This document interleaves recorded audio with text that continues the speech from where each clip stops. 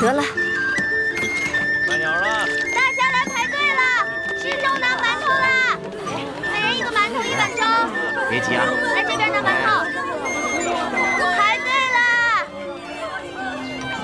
来，你拿啊，拿好，拿着小心烫，小心点啊。拿着，每个人都有份啊，不要急。来，拿好。给，来，慢点。给你。看看。来，拿好，拿馒头。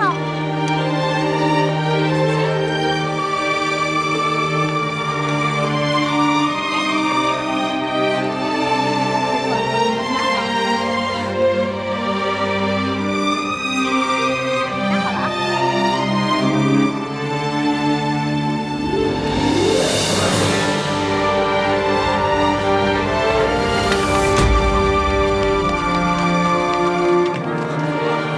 老太太，老太太，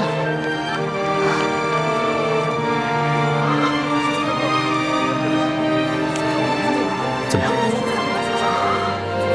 人已经没了。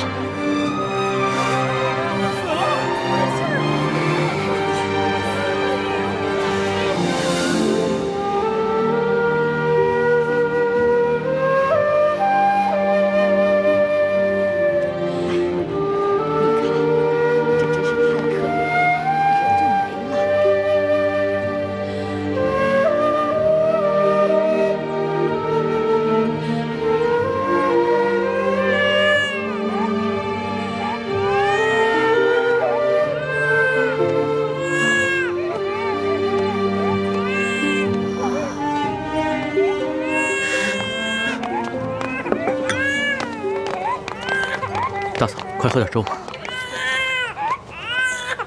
大嫂，这孩子怎么一直哭啊？是不是饿了？你快喂他喝点奶吧。哪里还有奶？我已经3天没吃东西了。不哭了，你爹跟哥哥姐姐们都已经饿死了，要不了多久，说不定我们一家子就可以团聚了。大嫂，来，把孩子给我，我帮你哄。你先吃点东西吧。来，给我。好。哎呦，哦，乖，不哭了啊。谢谢小哥了。大嫂，粥太烫了，先吃个馒头吧。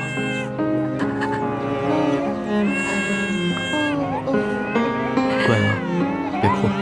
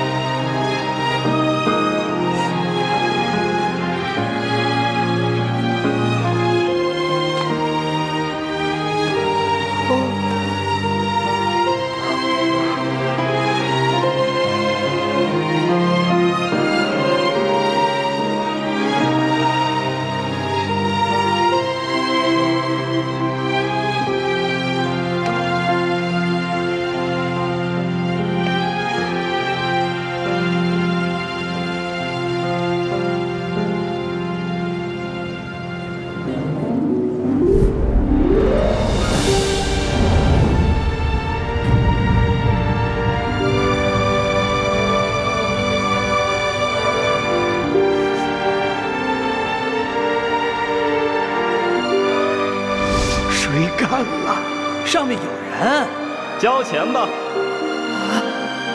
哎，拿下！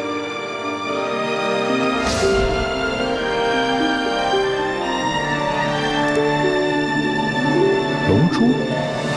什么是龙珠？就是皇上的眼泪，就是您的眼泪啊。说实话，朕自小长大，除了8岁的时候，父母双亲轰尸以外，还从来没有掉过眼泪。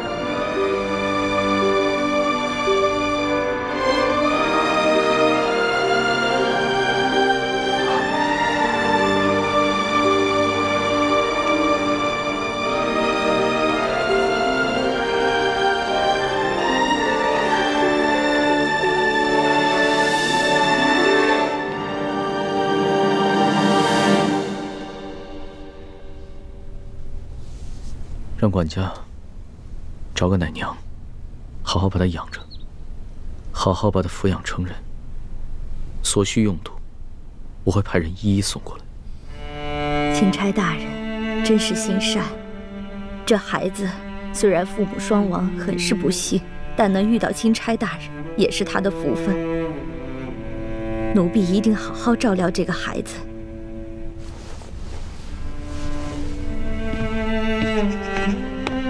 这索大人还得有10日才能把兵给调回来，每迟上1日，不知道饿死多少人，酿成多少人间悲剧了。据我打探的消息，现在每天都有成百上千的灾民涌进太原城，每天都要饿死好几10个。官府来不及掩埋尸体，只能把尸体集中到城外，一把火烧了。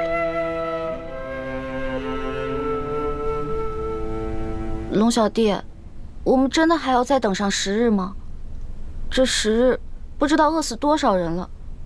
要不然这样吧，我们干脆一不做二不休，我们去把那些私吞的官银官粮全都劫出来，发给老百姓。欢妹，大清律例，抢劫官银官粮可是死罪，诛九族的。师叔姑娘，就算是在宫外，但这种混话也是不能随便说的。哦，主子，欢妹从小就冲动任性，说话不知轻重，请主子恕罪。今儿个我也冲动任性一回，去把刘德昭他们私吞的官银官粮劫出来。当真？你这个皇上带头抢劫官府啊？对，但是我们要想一个万全的计策，不劫则已，一劫必中。你放心吧，这事儿我大哥最在行，我大哥一劫绝对成功。欢妹，其实一欢不说我也知道，你们两兄妹以前闯江湖的时候，必定做过很多违法乱纪之事。你都跟主子瞎说什么了？我没说，他自己瞎猜的。李太医，你不必急着否认，也不必埋怨一欢。对于你们过往所犯之事，我今日就金口玉言，赦了你们。多谢主子恩典。微臣以前闯荡江湖之时，的确做过一些不法的勾当，但如今是全心全意跟着主子，没有主子的吩咐，绝不敢任意妄为。从现在开始，你的心中不必再有包袱，只管好好的给我谋划谋划，怎么样顺利的劫出银两，救助百姓。臣遵旨。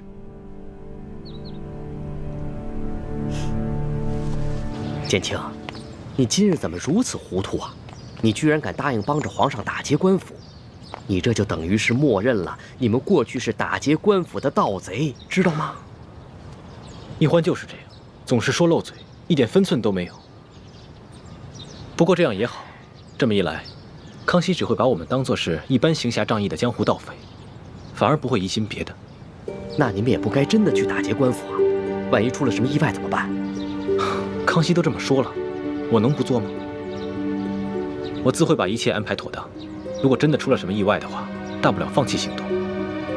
劫不到粮食跟银子，我跟欢妹自有办法脱身，叔父不必担心。你们呐，毕竟还是太年轻，不了解皇上的心思。此时纵然成功解了皇上的燃眉之急，他或许此时赏识你，可是等他冷静下来，他又会觉得你目无法纪，不易控制，到时候又会对你们生出排斥防范之心。多谢叔父提醒。叔父说的这些，侄儿心里何尝不明白。但是这次行动若能顺利完成，就能解救诸多灾民，我也顾不了那么多了。可是如此一来，你跟易欢的处境就十分危险，我也危险呐。叔父，你如今有钱有势，吃腻了山珍海味，所以你不再关心那些挣扎在生死线上的灾民。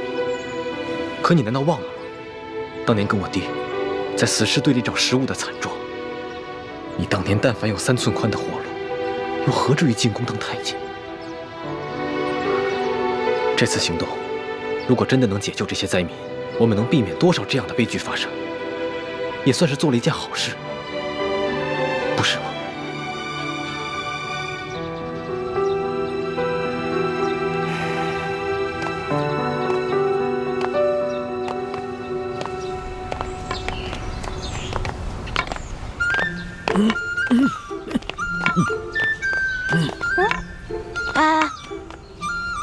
龙小弟，我刚刚给你2颗变身丸，还没有给我钱呢。我现在哪有钱给你啊？行吧，那我就先记在账上。看在你是我兄弟的份上，利息看着给吧。趁火打劫，你比酒鬼的奸商还要奸。欢妹，别闹了。你到了山西商会了，裘贵见过我们，千万别让他识破我们的身份。你们先进去，我在外面守着。知道了，爷爷你慢点走啊，别摔着啊。走吧，孙儿。走吧。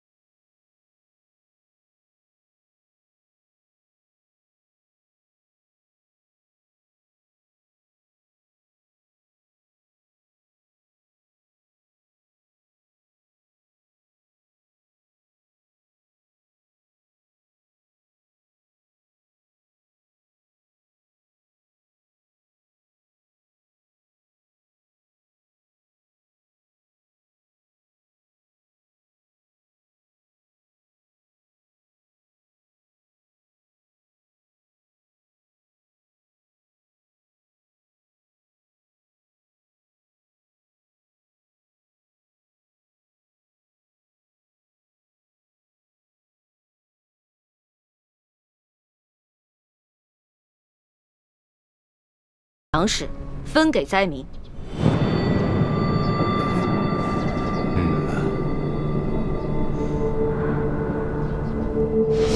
我已经查探明白了，裘贵和整个山西粮商手里，大约囤着20多万担粮食。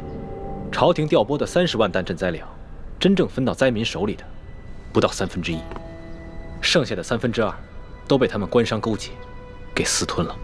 所以这20多万担粮食也得等索大人调兵回来，把刘德昭抓住以后再发给灾民。目前我们就先结一部分发给灾民，让他们支撑到索大人回来以后就行了。眼下城中有1万灾民，离索额图调兵回来之日还有10日左右。若每日每人按1升粮食算的话，10日便是1斗，1万灾民就是1万斗，折合下来便是1000担粮。1000担相当于12万5千斤。我跟易欢再加上随行的侍卫，无论如何也没办法在这么短的时间内把这么多的粮食从裘贵的庄园里偷运出来，所以就只剩下一个办法。什么办法？论到这种勾当，你们兄妹俩肯定比我这个当皇帝的有经验多了。龙小弟，你这句话里有骨头，话里有话啊。咱们先说好了，之前的事呢，你要既往不咎；这次的事，是我们奉旨行事，你不许秋后算账。我自然是开玩笑的。我金口玉言说过的话，岂会反悔？什么办法？快说吧。既然不能偷，也没有办法从外地运过来，那么就只剩下一个法子：买。嗨，老板，你有这份善心，那是大喜事啊！裘某和兄弟们也都敬佩得很，对吧？是啊。只是，您祖孙2位可知现在山西粮价的行情吗？每斗米2000钱，1担米呢20两银子，所以这1000担米就是2万两银子。我说对了吗？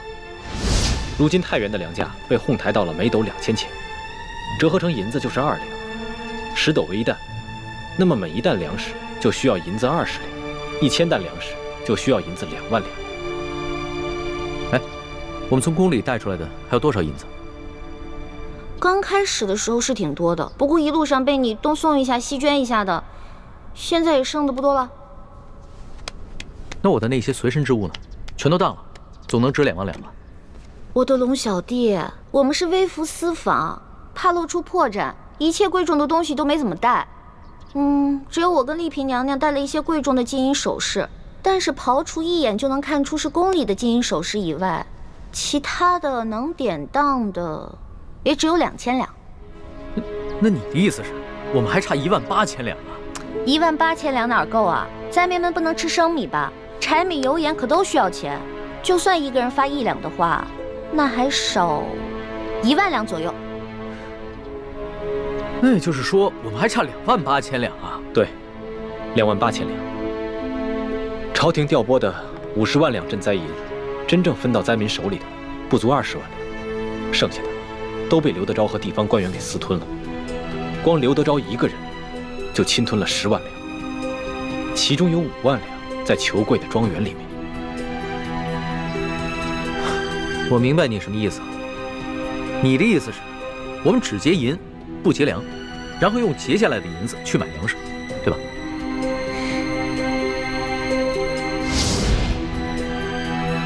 艾老板，裘某还要问一句：你真愿意花2万两银子给那些灾民吗？没错，只要能治好我爷爷的病，再多的钱我都愿意出。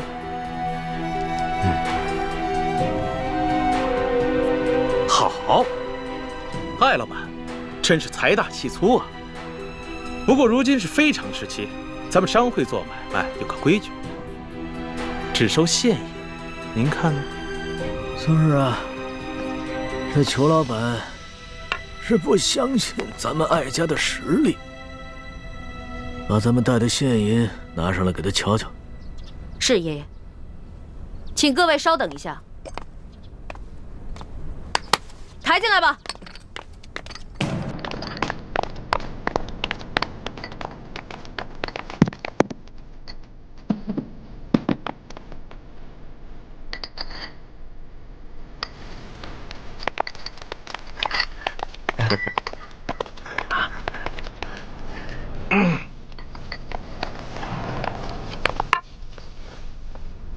这里是2000定银，明天早上，在这个地方，一手交钱一手交粮，如何呀？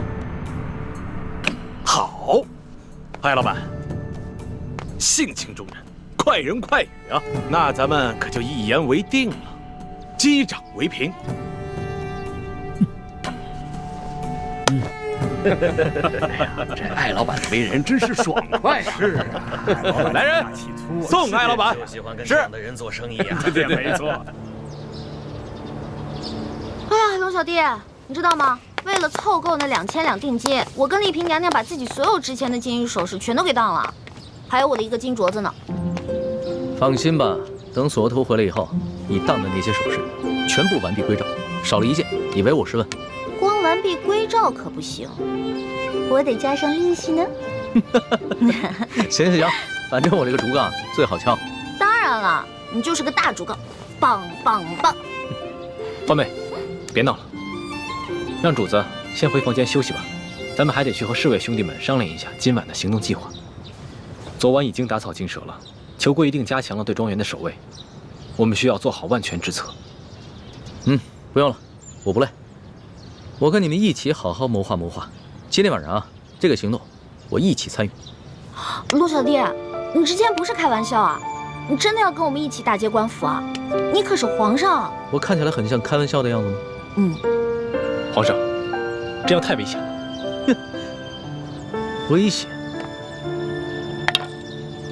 我自幼父母双亡，8岁登基，哪一天不是在危险之中度过的？就像上次擒拿鳌拜一样，那不也是在冒险吗？其实我跟你们一样，也渴望冒险，渴望刺激，只不过身在禁宫不得自由罢了。再说了，这回可能是我这辈子唯一一次当侠盗的机会，我可不能就这么错过。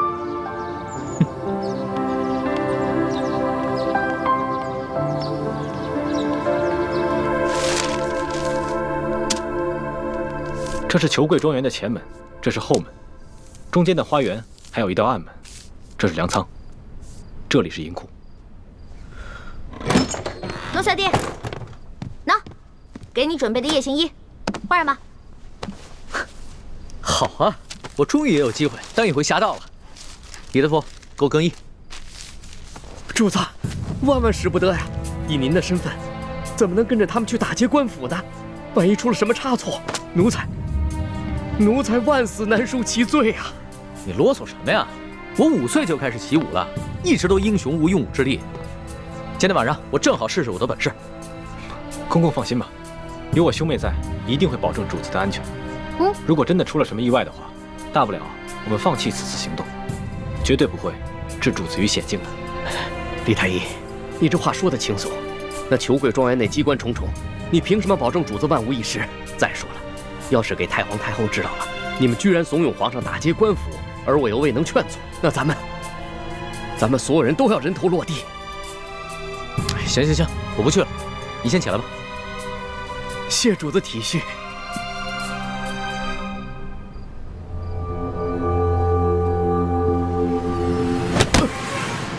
得罪了李公公。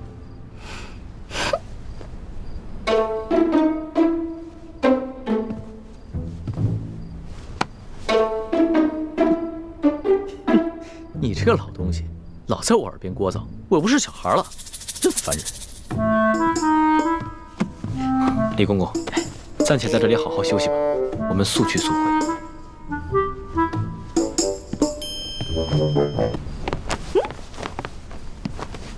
哇，龙小弟，你穿上这身衣服太逗了，比你平时穿龙袍有意思多了。你看看，是吧？我也觉得挺新鲜的。哎呀，得亏索大人不在，要是他在的话，非得被吓得屁滚尿流的，肯定不让咱们去冒险。哎，那个金蚕背心穿了吗？没有。你为什么不穿啊？你要是不穿的话，我不带你去啊。我骗你的，老大吩咐小弟的话，小弟怎么能不听呢？不信你摸摸。真的穿了？别摸那儿痒。还真穿了，好吧，那我们带你去。你知道吗？这次你亲自出马，可是我们比平时紧张的10倍还不止呢。我也是从小练武到大的，虽然武功呢没有你哥哥好，但跟你比起来差不多。吹牛！主子，臣得再提醒一遍，这抢劫官银可不是儿戏，臣会尽量保护主子的安全。但是如果真的发生什么意外的话，主子切不可恋战，必须在臣的掩护之下尽快撤离。你放心吧，我虽然喜欢冒险，但也不想当一个被当盗贼拿住，再被砍掉脑袋的窝囊废皇帝。哼，这样吧，到了那儿全听你的吩咐。好，为确保万无一失，还请主子把裘贵庄园的机关设计图和地形图再熟悉一遍。好，出发吧。这个龙小弟平时挺老成的，今天这么任性，难道是受了我的影响？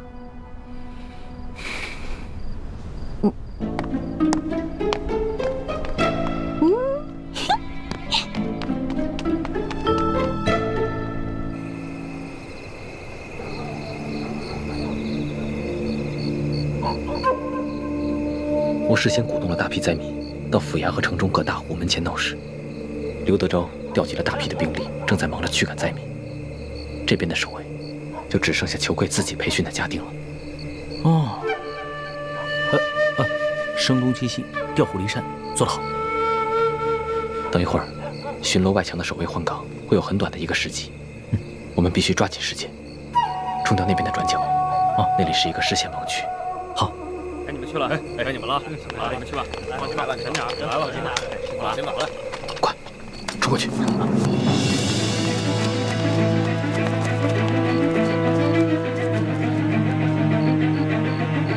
龙小弟，紧张吗？紧张，当然好刺激啊！江洋大盗还挺好玩。带上。主子，千万别孩子气，这可是杀头的勾当啊！每年有多少盗匪，要么当场死于非命，要么被官府抓住处以极刑。只有极少数运气好的能够一再得手，但是久走夜路，哪能不湿血？最终都是难逃一死。哎，呸！你怎么老说这种不避讳的话呀？死的，我们才刚开工。第一组10位兄弟已经得手了，藏在墙头高处的暗哨已经被解决了，我们可以翻墙进入庄园了。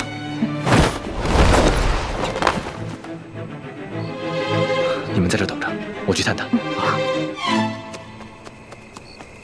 老大，你们刚刚不用把我架上来的，我平时也练过轻功，我自己可以的。你以为你是真龙啊？你还可以自己飞，得了吧你！记住我平时教你那些轻功的方法啊，下次没准能用得上，知道吗？知道了，老大最厉害。当然了，要不然怎么我是你老大呢？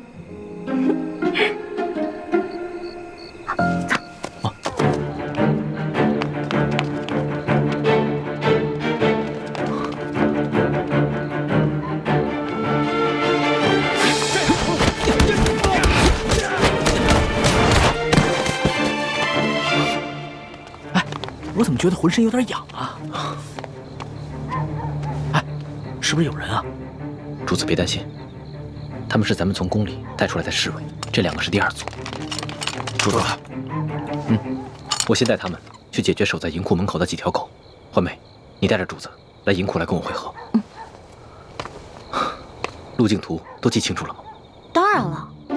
这庄园的路径其实是一个迷魂阵，千万不要走错了。看不起我啊？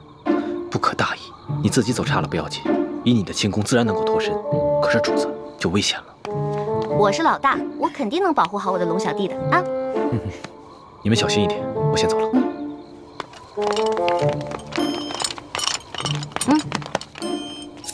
从现在开始，紧紧跟着我的步伐，一步都不能落，知道吗？知道了，老大。走。那怎么了？不知道该怎么走了？应该是这边，走。那到底往左还是往右？好像是往左吧？你确定啊？不，往右，往右。有点迷糊啊。那好吧，我不懂这个机关阵，还是往左吧。我听你这个老大的。这，停！咱们是不是又回到原地了？好像是。老大，你不会学艺不精吗？把这迷魂阵你都给认错了。我只是稍微失误了一下嘛。这回肯定没错，往右转。不是老大，你确定不是往中间吗？我是老大还是你是老大呀？你宫里老师教过你阵法吗？不是，我是没学过阵法，可是你哥哥刚才给的地形图我是看过的。我记得走到这个位置以后啊，似乎是往中间走。你看似乎，这说明你也不确定。不是，我是记得该往中间走，但是你又说是往这边，我就不确定了。不确定是吧？我是老大，听我的，走。那。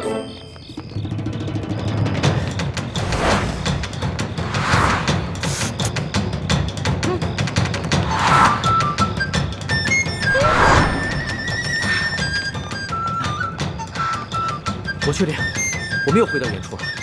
我也确定这就是原处。不是，老大，我现在总算知道你为什么总不说你的师承来历了。感情是你的师傅们从来不让你在外头打他们的名号吧？你怎么知道的？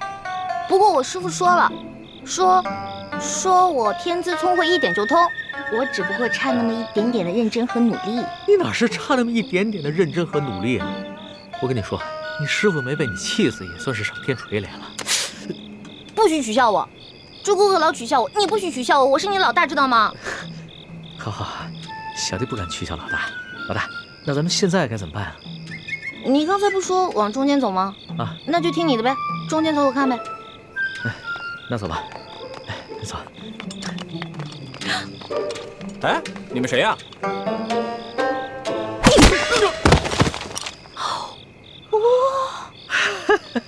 可以啊，反应够快的啊！其实挺害怕的，看得出来了。胆小鬼！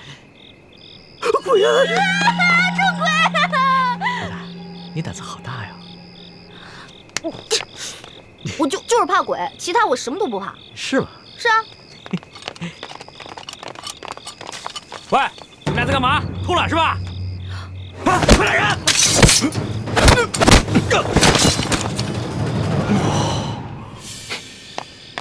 朱哥哥，还好你来救我们了。我看你们迟迟不来，我就知道你一定又犯糊涂了。前面挡路狗已经被我解决了，离他们换班还有半个时辰，抓紧时间。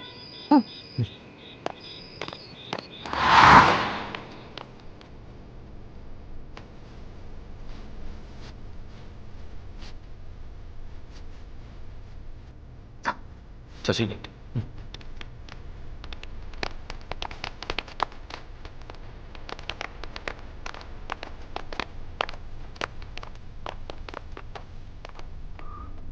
我来。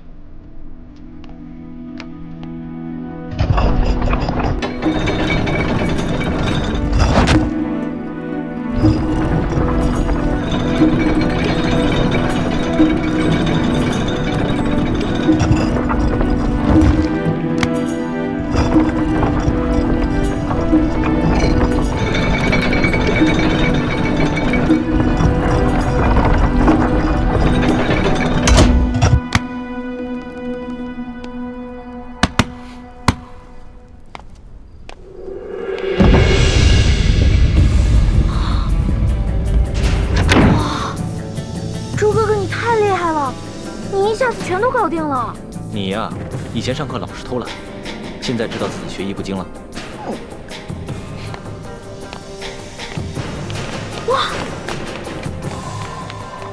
哇，这么多银子啊！哇！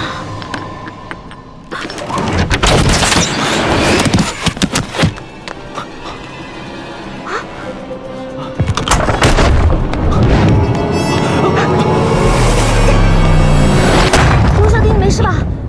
我没事，幸亏你反应快，不然我现在只怕已……朱哥哥，对不起，刚刚都是我大意了。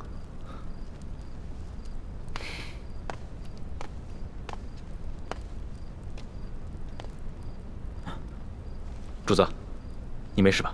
啊，我没事，没事，没事就好。你先通知外面的侍卫兄弟进来搬银子，我再检查一下，看还有没有什么别的机关。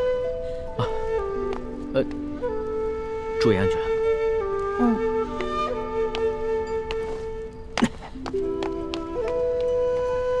朱哥哥，对不起啊，我刚才真的不是故意的，你别再生气了。你以为我生你的气，是你不小心触动机关吗？没想到，在最危险的时候，你最先救的，竟然是他。你是因为这件事情生气啊？那你也太小心眼了吧！你看他武功不行，所以我肯定要先救他嘛，我得保护他嘛。你从小在我心里就是最强的，你肯定能保护好自己啊。但如果有一天我们两个同时遇到危险了，我第一个救的肯定是你，再救我自己。你呀，来，快点，快点，快点，能装多少是多少，快！多多益善，多多益善啊！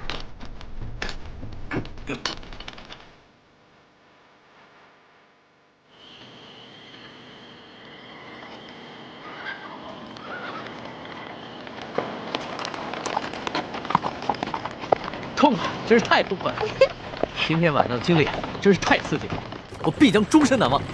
哎呀，可惜不能让史官把今夜的经历全都记入史册，更不能让太皇太后知道了。要是让她知道了，肯定有说把你带坏了。那可不就是你这个老大带坏我这个小弟的？嘿，你现在是赖上我了是不是？那好，不赖你，不赖你啊！老大辛苦了，等回宫了以后呢，我就重重的赏你。赏我呀？赏我什么？你说个数。你现在跟以前不一样了，我也不能狮子大开口。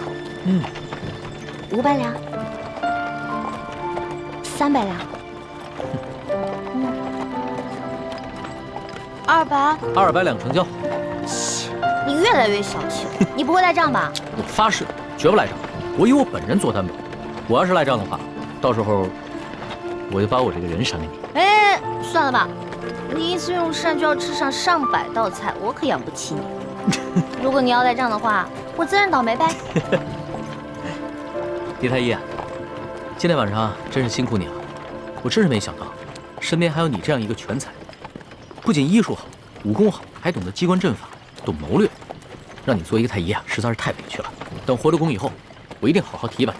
主子，其实今夜此次行动能如此顺利，并非臣有多厉害，而是臣的运气好，事先得到了裘贵庄园的机关地形图和卫队巡逻表。你能得到如此机密的东西，是裘贵身边有人给你做内应？是。看来真是得道者多助，失道者寡助啊！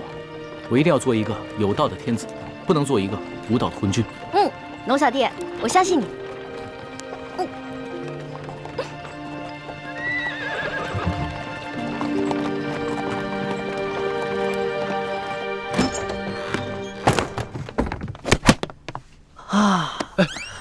李公公得罪了。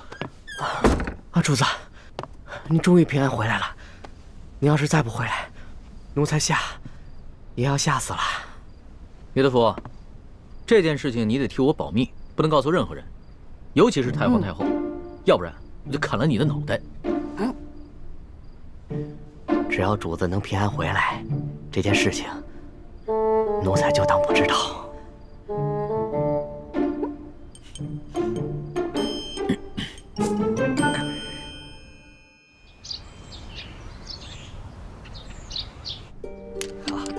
艾老板真是一个爽快之人，这下没问题，又财大气粗啊！哎，这下也没问题，对，说没错。艾老板大手好，老爷，银子都验过了，都是成色十足的官银。好，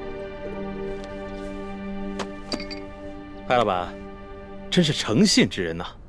我们商会已经准备好了1000担粮食，就在码头仓库里。如今银子已经交割完毕了，可以放粮了吧？那是自然啊，去，带着艾老板的手下到码头交割一下啊。是，好的。跟我来，请，这边请。哎呀，艾老板，真是大善呐！您行此善事，上苍必定眷顾，此次劫难一定可以安然度过。裘某在此，先祝愿艾老板早日康复了。多谢裘老板吉言。我在府上已经设下了酒席，艾老板，上个光，也让裘某尽一尽地主之谊吧。好说好说，倒是让裘老板破费了。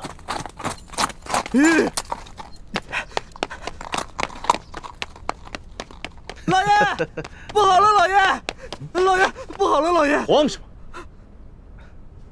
么？说，庄园进了盗贼，银库里的银子少了整整3万两。这3万两？你说什么？再说一遍。昨夜，庄园进了贼，盗走了3万两银子。你废话你！啊！这么大的事，现在才来报？报了，今儿4更天就发现出了事儿。庄园管事马上派人给老爷还有巡抚大人报信儿，可等到5更天没见回音，庄园管事就派出了第2批、第3批人报信。可还是没有回音，庄园管事意识到事情不妙，便让小人骑马绕行了10几里前来报信，这才顺利进了城。哎呀，这怎么这么不小心呢？怎么回事啊？这是怎么会出现这样的事情啊？艾老板，我那几批送信的人，不会是让你的人给劫了吧？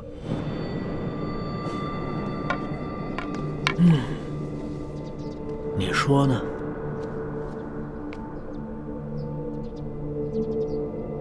这么说，这批银子是从我庄子上劫的了？你说呢？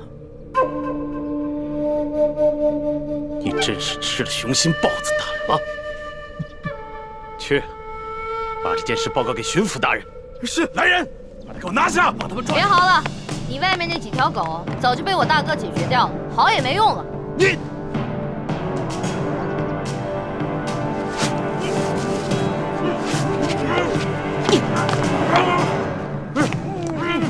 爷爷，咱们不能把银子都给他们留下来，把银子全都抬出去，交给李护卫发放给灾民。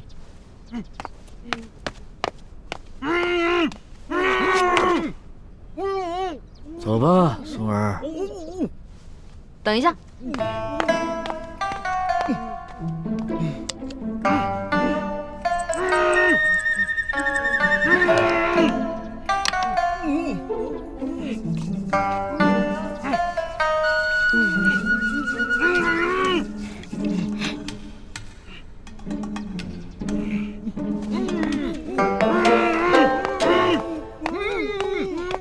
爷爷，我想了想，应该在这几个禽兽不如的东西脸上留点墨宝，也相当于给刘德昭那个狗官下了战书了。意下如何？这倒挺有趣儿的。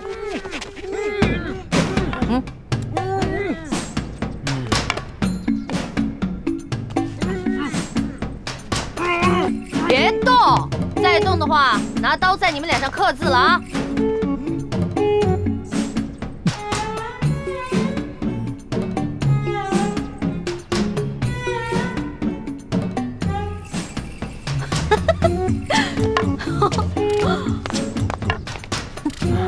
这边再写一个字啊，都给我老老实实待着。好了。哎呀，不错不错，写完了。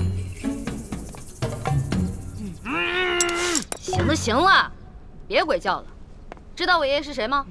告诉你们，我爷爷的字那可是价值连城的，最好在你们脸上永远不要洗掉。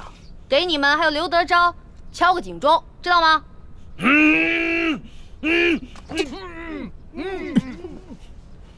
走吧，孙儿。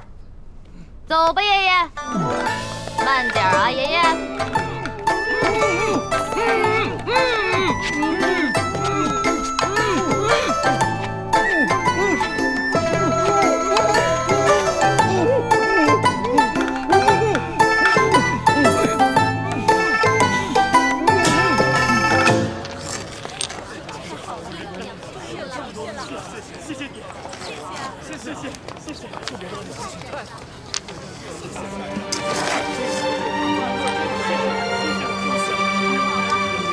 好，谢谢啊，终于有吃的了。艾老爷，谢谢您。艾老爷，您可是活菩萨呀，是吧，乡亲们？各位不必谢我，其实我也是皇上指派下来赈灾的。你们手上拿的粮食和银两，全都是朝廷调拨的赈灾银和赈灾粮。接下来，朝廷还会有更多的赈灾计划，帮大家重建家园，度过灾年。谢谢皇上，谢谢皇上，我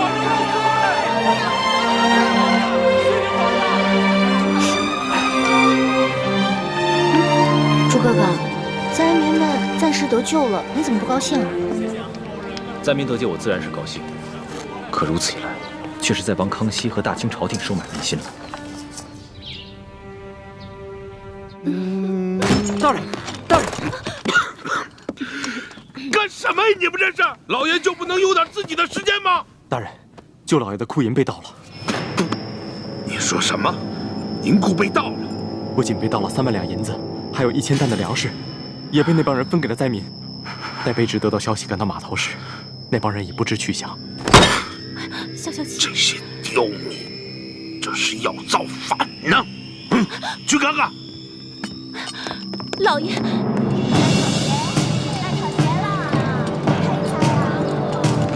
闪开！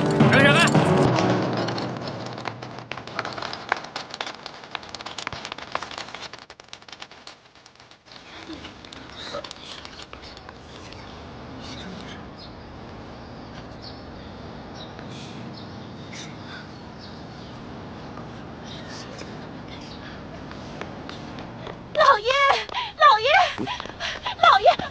呀！你慌什么？老爷好着呢，小心你肚子里的孩子。慢慢说。棍儿和那几个商人被人给绑了。啊？看看去。走。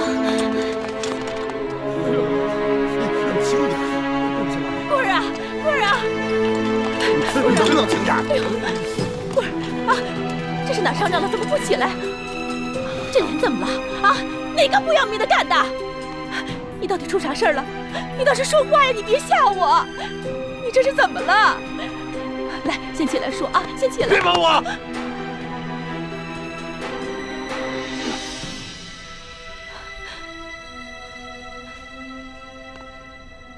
文儿啊，怎么回事？谁干的？兴爱，以前没打过交道，京城来的客商。看见了吗？看见我的脸了吗？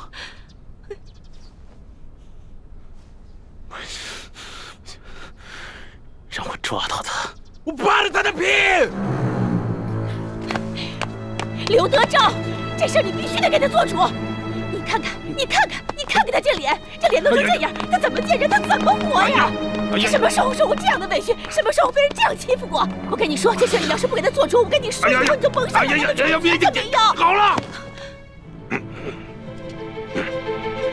成何体统啊！有事回家说去。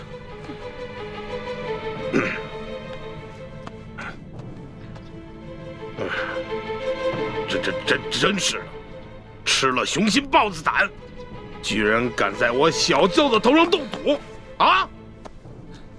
若是让本官抓住，非得给他碎尸万段了。扒了他的皮，扒了他的皮，给我喂狗去！你听见没有？这喂狗！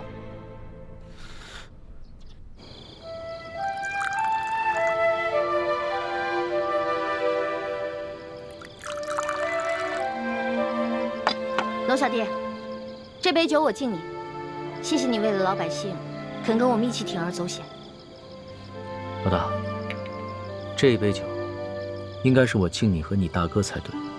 要不是你们兄妹俩的话，我还不知道有多少大清的子民要惨遭刘德昭和这些贪官污吏的迫害。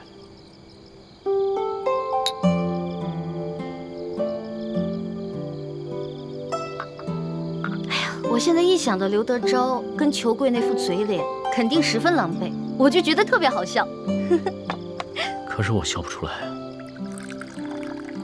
这次出巡以来，我见到了太多平常在宫里连想都不敢想的事情。我在想，如果我们大清的官员每一个都如此贪赃枉法的话，那我们大清的江山还能长久？看到那些灾民收到一点点赈济的银两就三呼万岁，说实话，我很震撼，也很惭愧。我们大清的百姓是多么的善良，对官府的要求是多么的低微，而我们这些身居高位的人是多么的失职。娄小弟，为了刚才你说的这番话，我再敬你一杯。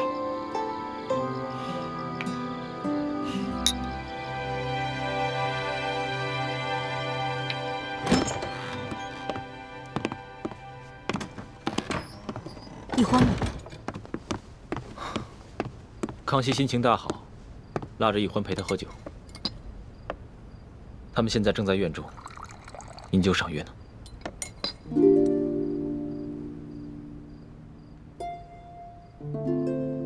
大师兄，小师妹跟我一样，都是为了光复大明的大业，你千万别介意。我知道，我会克制我自己的。太子，其实这次的行动我是一直不同意的，但是你却一意孤行。一来你们出生入死，倒是帮康熙收买了民心；二来你在康熙面前暴露的太多了。虽然康熙表面上嘉奖于你，但是内心也难免不会对你和易欢起疑心啊。我明白，但是我别无选择。康熙身为大清的皇帝，为了灾民都可以去冒险一搏。如果我为了一己私利而畏首畏尾的话，那在欢妹的心里，她会怎么想我？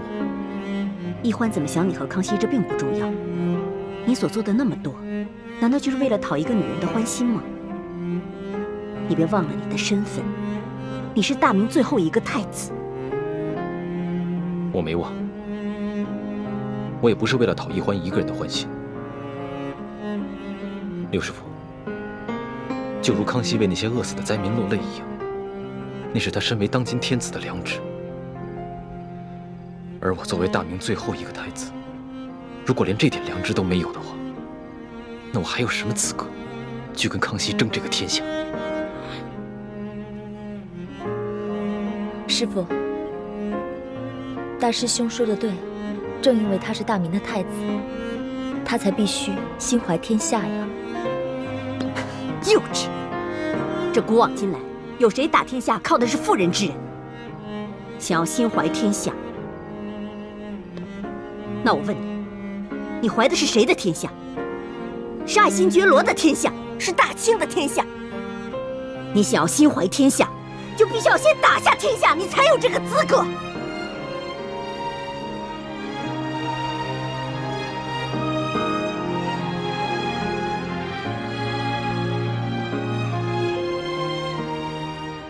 六师傅说的是，徒儿受教。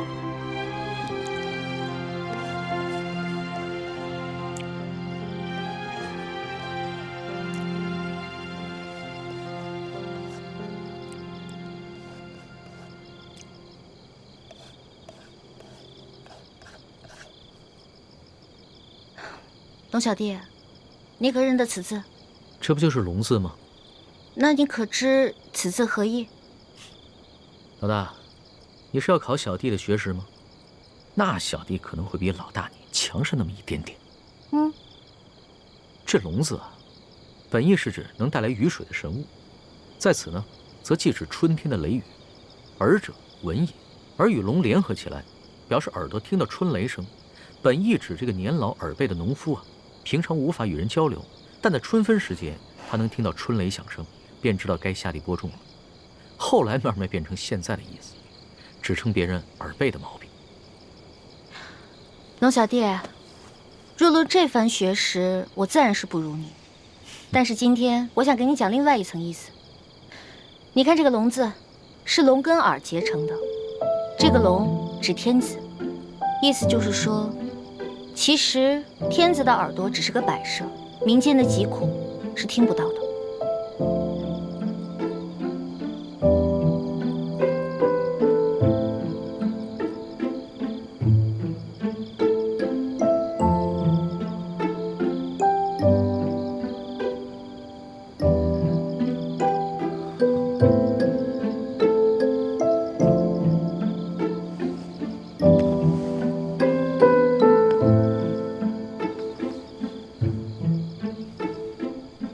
多谢老大指点，对小弟来说，犹如醍醐灌顶，顿生觉悟。此次出巡以来，我这双耳朵总算是打开了。等我回了宫以后，再也不会让我这双耳朵变成摆设。龙小弟，一言为定。为了你这句话啊，我再敬你一杯。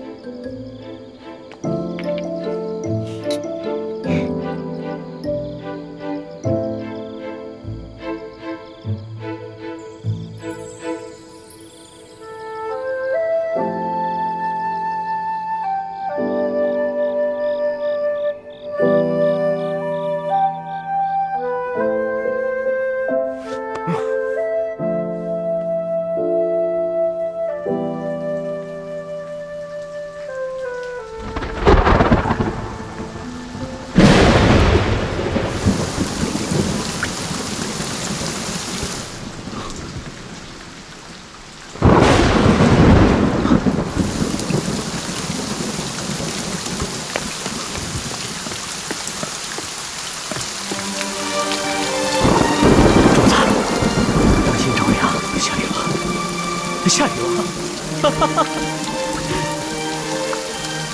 这些雨势还挺大。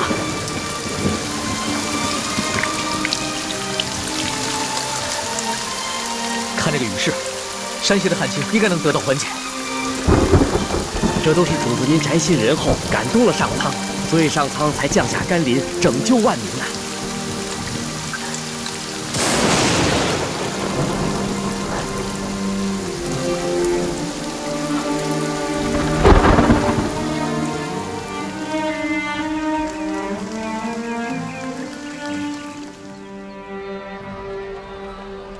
想不到这场雨一下就是3天，真是一场及时雨啊，缓解了山区的旱情。这场雨虽然缓解了旱情，但是错过了播种的季节，灾民们仍然需要救济。我知道，我会让朝廷继续赈灾，让灾民们平安度日，直到下一个收获季。龙小弟，看来你这双龙耳真的打开了，能听见民间疾苦了。主子，咱们还是少在外面走动吧。前些日子发生那么大动静，一定会惊动官府。索大人出去调兵，不知道什么时候才能回来。万一在这个时候发生什么意外的话，那可不得了。我想看一看刘德昭他们会如何行动。再说了，那是我们的易容，他们认不出来。就是嘛，你要对我的易容术充满信心。主子，你看现在街道上，这个灾民比以前少了很多，多半是他们领到了钱粮，又看到旱情得到了缓解，所以都回家去了。只是这些钱财还完全不够，有一些住得偏远的灾民，还有一些老弱妇孺，就完全没有得到救济。主子，像那样的行动，可一不可再，还是等索大人调兵回来，拿下刘德昭这个贪官，再安排可靠的官员，严格执行朝廷的赈灾计划，才是长远之计。说的有道理啊。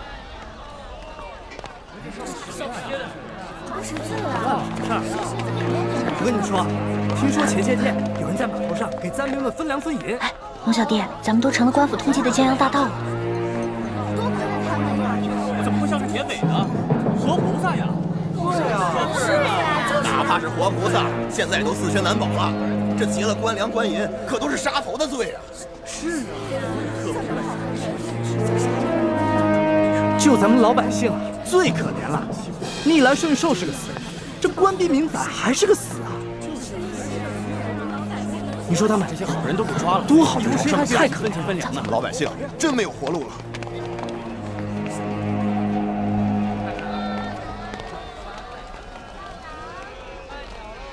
待我回宫之后，一定要将刑部那些盗案发回重审，只有那些真正打家劫舍的盗案，才判死罪，而那些被无良贪官逼得走投无路的囚徒，全部从轻发过。龙小弟，你简直太圣明了！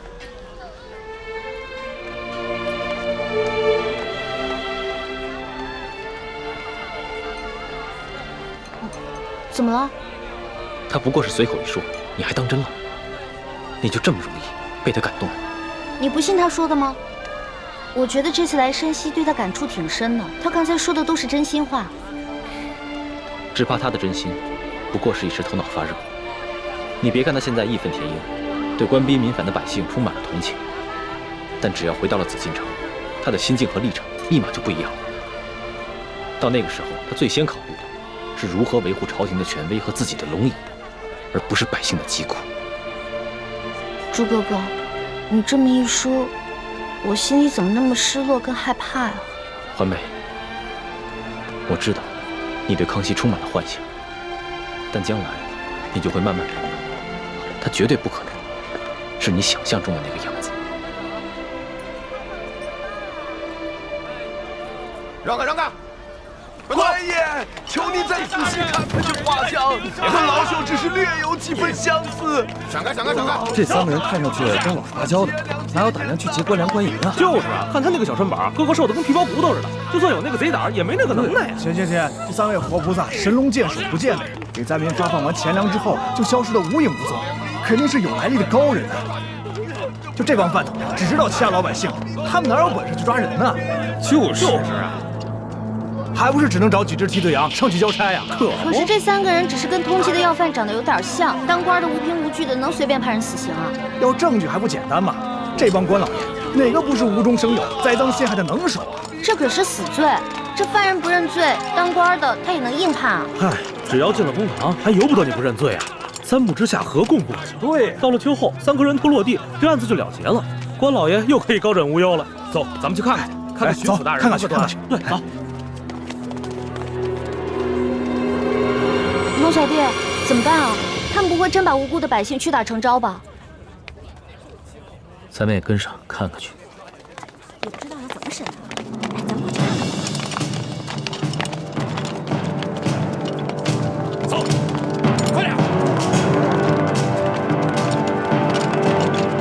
跪下！让开！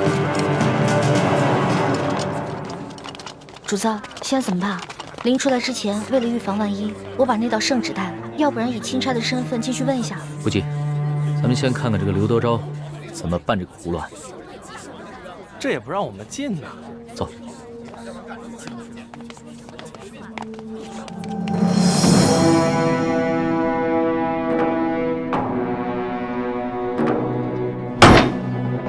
王13、胡二狗、谢大牛，你们说你们并未劫粮劫银，可是为什么从你们家中搜出了失窃的官银跟粮食？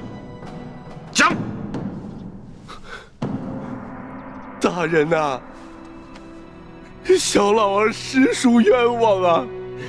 那些粮食和官银，不是官府赈灾分给咱们灾民的吗？那爷在码头娶了好些个灾民，每人都分到了1斗粮食和1锭银子啊！大人，大人，小人更冤枉啊！那夜小人听说有活菩萨要在码头上给灾民们分钱分粮，本想赶着去的，不料小人的娘子摔了一跤，把怀了3个月的孩子划掉了。等小人安顿好娘子，赶到码头，银子和粮食早就分光了，活菩萨也不知去了哪里。小人的家中穷的只剩下4面墙了，也不知差爷们怎会在家中送出这些粮食和一锭银子来。大人，大人，小人冤枉的。小人那日夜里在家照顾病重的老娘，赶去码头也去得晚了，什么都没分到。哦，今早有人拿着画像在小人家门口望了几眼，问了小人几句话，随后那人便送了小人1袋粮食和1锭银子。小人正感激不尽，赶紧去给我那快饿死的老娘熬粥，谁想到还没等到粥熟呢，这时就来了几个捕快大人，硬说小人是盗抢官粮官银的贼啊！大人，小人实在是冤枉。我算看出来了，他们是拿着画像对比，看谁长得像就抓起来栽赃。小人冤枉，大人！大人要明察！大人明察！大胆的刁民，你们竟敢诬陷本府的公差！来啊，传证人！带证人！这架势我看着都害怕，何况寻常老百姓呢？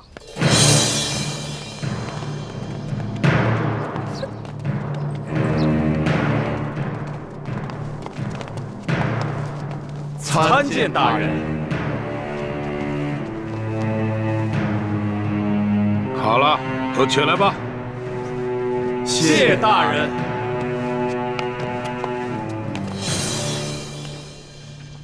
主子，他们脸上那些墨汁啊，是我之前加过药的。要是想洗掉的话，除非搓掉一层脸皮，不然的话1个月都别想洗掉。这些梁上丝毫没有吸取教训，脸上的字还在，却又在陷害无辜百姓了。他们竟然如此不知悔改，将来我便命人将这些字刺在他们脸上，除非他们撕掉脸皮，要不然一辈子都洗不掉。真的？那就太痛快了，这就叫做恶人自有恶人磨。你什么意思啊？我也是恶人。我不是那个意思，我的意思是说，古往今来哪个皇帝不杀人啊？一句话不就血流成河吗？难道不是最大的恶人？环美，就算主子说了，在宫外可以畅所欲言，但你也不能不知轻重，胡乱说话。我知道，龙小弟嘛，宰相肚里能撑船，更何况你是皇上，所以你肚里可以撑100只、1000只，可以撑上万只啊！所以你肯定不会跟小女子计较的，对不对？哎，行了，别说那么吵，我都听不清公堂上的动静了。哦，你们几个证人，认一认前面这3个，他们可是那日打劫你们的匪徒。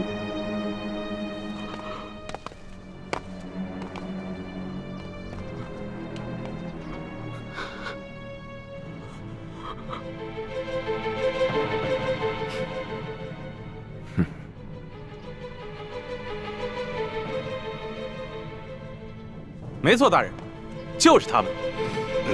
好，你们先下去吧。是。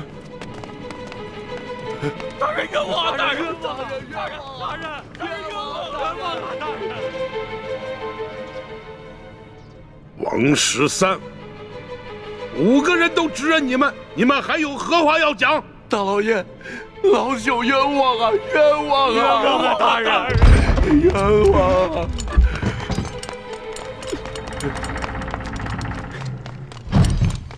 大人，这是我等从那3人家中搜出的迷药。这些迷药和迷到府中守卫的那些完全一样。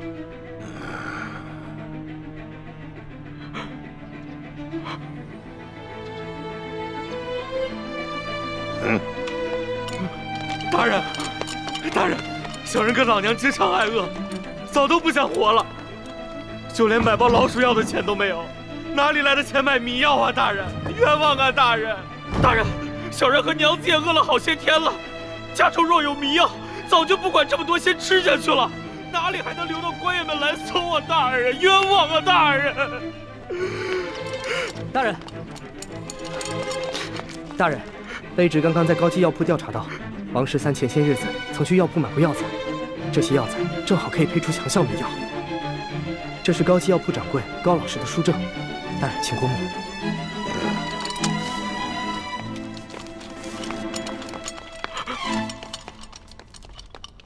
哎呀，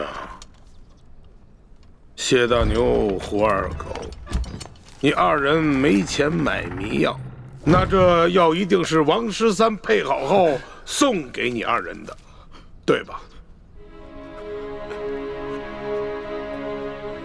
冤枉啊，大人！冤枉啊，大人！小人根本就不认识什么王13啊，大人！是啊，小人到现在都不知道您说的王13是谁呀，大人！冤枉啊，大人！大人，冤枉啊，大人！老爷，小老儿前些时日确实到高级药铺买过药，只是想配一些迷药药兔子，怎敢拿这些药去药人呢？大老爷，更不曾把这些药分给2个不认识的人呢，大老爷。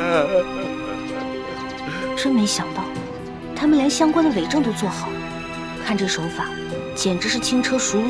看来他们早就商量好了，如果找不到我们3个，就要拿这3个无辜的百姓顶罪。你们这些个刁民啊，人证物证俱在，还敢抵赖？冤枉啊，大人！冤枉！还不赶紧给我速速的招来！你们是如何勾结江洋大盗，盗取府库官银的？大人，小民冤枉啊！明察呀，大人！一群刁民，刁民！事到如今还敢喊冤？好，来人呐！每人重打30大板！看你们还敢嘴硬！打！冤枉啊，大人！冤枉啊，大人！冤枉啊，大人！